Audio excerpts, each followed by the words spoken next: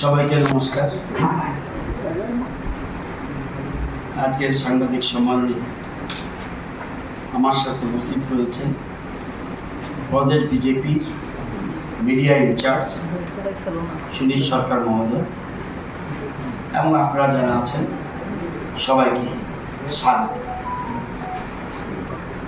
একটা খুব গুরুত্বপূর্ণ বিষয় আপনাদের মাধ্যমে রাজ্যবাসী তৎসঙ্গে সংশ্লিষ্ট যারা তাদের অবগতির জন্য জানাচ্ছি। শব্দ ব্রহ্ম আমাদের একটি পরিচিত কথা। আমাদের উপনিষদেও এই কথাটির উল্লেখ রয়েছে।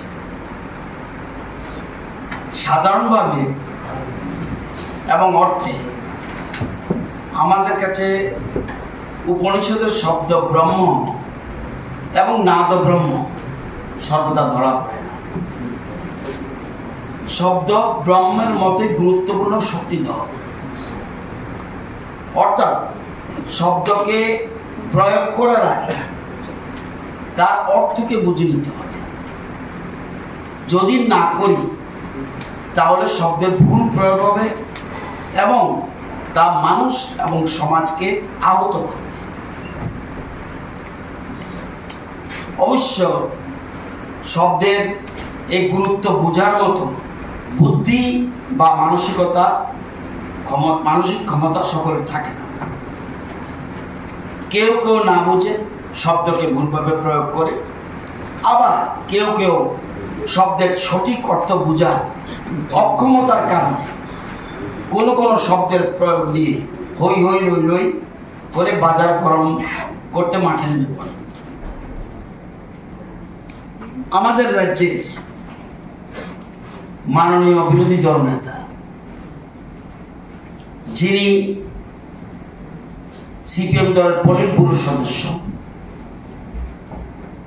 উনি সিপিএম দলের রাজ্য কমিটির সম্পাদক এবং বিধায়কও বটে, এবং কোন এক সময় সাংসদও ছিলেন, মন্ত্রীও ছিলেন। তো জিতেন বাবুর অবস্থা ঠিক সেই রকমই। বিধানসভা চলাকালীন সময়ে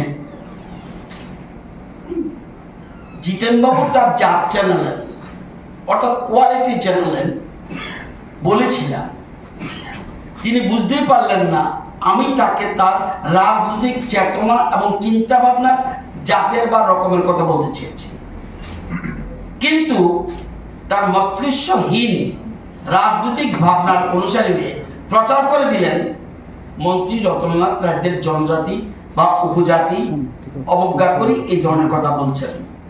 একজন শিক্ষিত জনপ্রতিনিধির ভাষা সম্পর্কিত উপলব্ধি এই অক্ষমতা সত্যি দুঃখজনক। অর্থাৎ জাতীয় কোয়ালিটি চিনিয়েছিলেন, এটা বলেছিলেন।